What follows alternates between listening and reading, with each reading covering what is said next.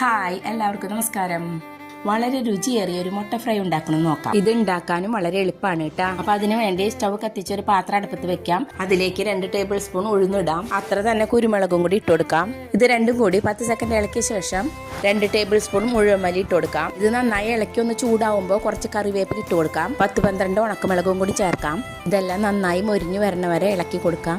നല്ല ബ്രൗൺ നിറാവണ വരെ മൂപ്പിച്ചെടുക്കണേ. ഇനി നമുക്കിത് തരിതരിയായിട്ട് പൊടിച്ചെടുക്കുകയാണ് വേണ്ടത്. ഇതാ ഇതുപോലെയാണ് ആവേണ്ടത്.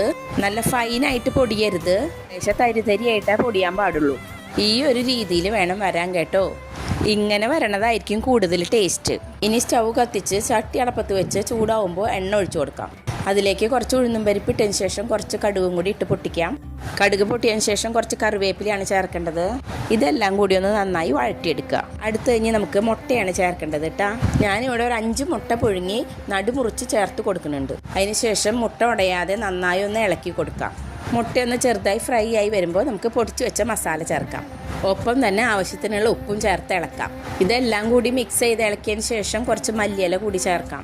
വീണ്ടും എല്ലാം കൂടെ ഒന്ന് മിക്സ് ചെയ്ത് ഇളക്കാം. ഇപ്പം നമ്മുടെ മുട്ട ഫ്രൈ ഇവിടെ റെഡി ആയിട്ടുണ്ട്. വളരെ ടേസ്റ്റിയും അതുപോലെ തന്നെ വെറൈറ്റി ആയിട്ടുള്ളൊരു റെസിപ്പിയാണിത്. അപ്പോൾ ഇതെല്ലാവരും ട്രൈ ചെയ്ത് നോക്കിയിട്ട് ഒന്ന് അഭിപ്രായം പറയണേ.